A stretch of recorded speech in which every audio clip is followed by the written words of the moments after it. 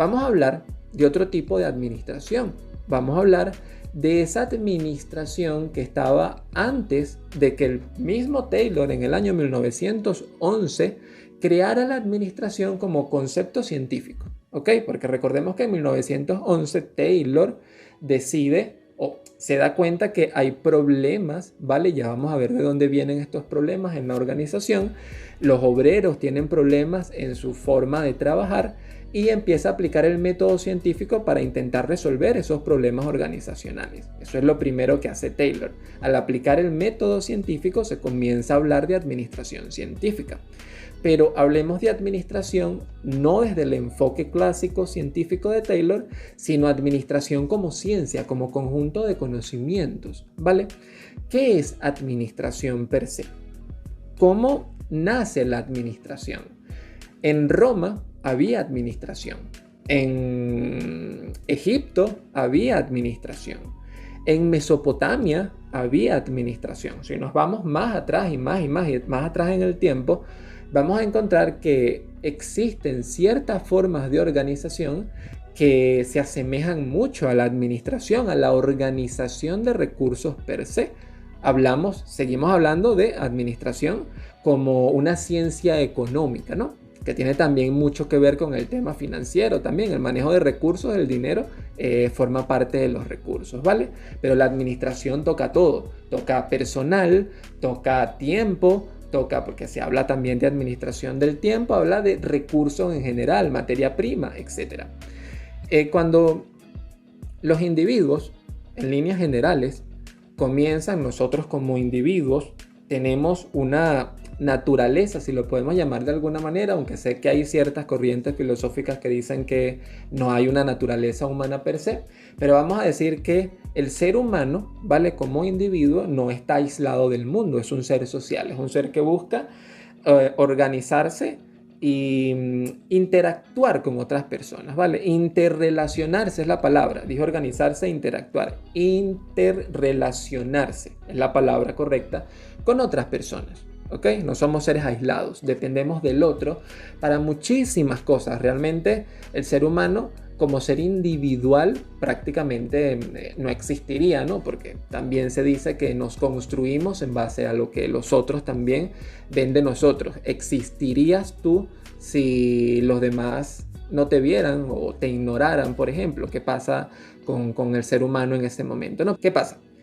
Estos individuos se empiezan a organizar y al organizarse comienza a generarse las primeras organizaciones. De ahí viene la palabra organización.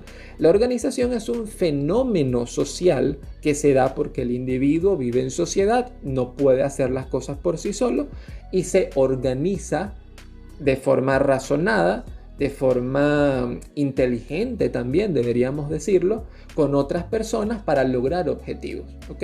Yo quiero que nos organicemos para salir a cazar, ¿vale? Porque hay que cazar y un solo ser humano, pues, posiblemente corra mucho riesgo cazando solo. Entonces vamos a cazar en grupos. Se crearon las primeras organizaciones. Vinieron las revoluciones industriales, la revolución agrícola, la revolución, que fue la primera revolución industrial, la segunda revolución con el dominio de los estas primeras formas de energía, vapor, carbón. Eso empezó a complejizar las organizaciones. De hecho, esa segunda revolución industrial aceleró el proceso de modificación interna de las organizaciones. Evolucionaron muy rápido porque se industrializó todo muy rápido. Empezó la gente a migrar de la parte rural a la parte urbana. Comenzaron a darse fenómenos sociales interesantísimos para esa época, además de que vino la Primera Guerra Mundial. Con la Primera Guerra Mundial, o sea, entre la Primera Guerra Mundial y esta segunda revolución industrial, que primero es la segunda revolución industrial, viene empujándose y ocurre la Primera Guerra Mundial, es cuando vemos que aparece Taylor. Taylor aparece porque se da cuenta que las organizaciones existen, las organizaciones están cada vez mucho más complejas porque los individuos que internamente están relacionándose entre sí para trabajar están enfrentándose a nuevos retos, a nuevas formas de trabajo, a nueva maquinaria, a nuevos aprendizajes. La guerra también modificó mucho la forma en que las organizaciones se estructuraban y esa complejidad lo hizo darse cuenta que había un problema en la organización. Y fue cuando decidió aplicar el método científico para solucionar esos problemas. Noten cómo volvemos nuevamente a Taylor.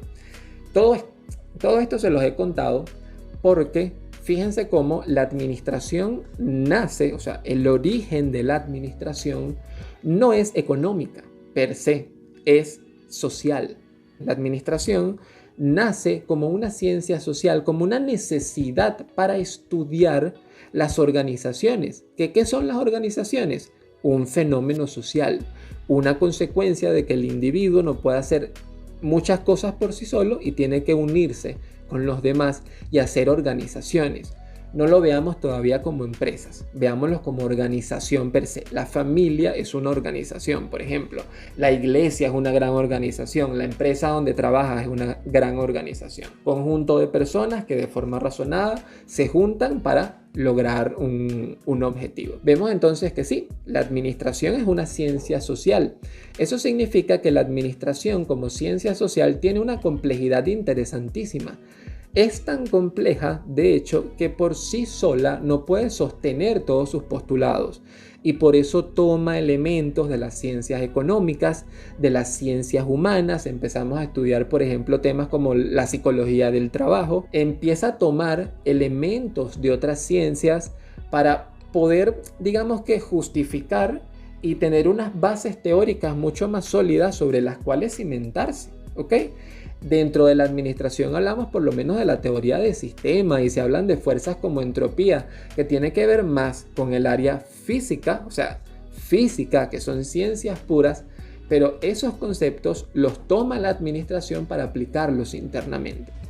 Notan cómo la administración comienza a complejizarse bajo este enfoque, ¿ok? Un enfoque que no es meramente la administración como una herramienta técnica que nos permita hacer que la empresa sea mucho más productiva.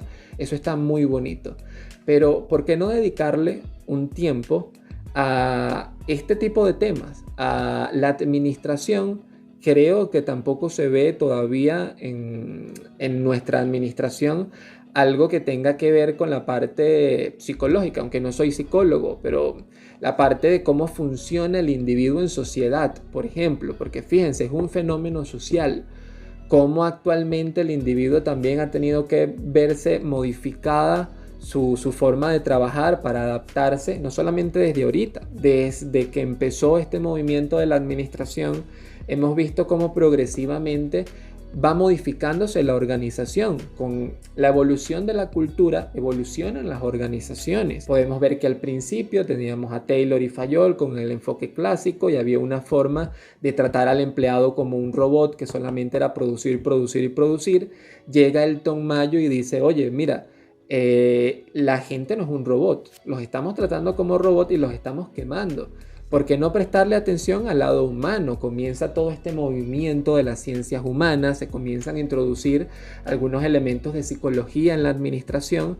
No soy quien tampoco para hablar en profundidad de psicología porque no soy psicólogo, por supuesto, pero sí que tomamos elementos prestados de la psicología para intentar entender por qué la organización funciona como funciona y cómo podemos mejorar la productividad en base a esos conceptos psicológicos. ¿Por qué? Porque el individuo, para que sea más productivo, entonces, oye, Elton Mayo se hace la pregunta, si yo le apago la luz en el sitio donde está trabajando, ¿eso tendrá algún impacto? ¿Qué pasa si yo lo entrevisto y estoy pendiente de él todos los días? ¿Qué impacto puede tener eso? Luego hay una guerra entre ellos dos, llegan entonces nuevos pensadores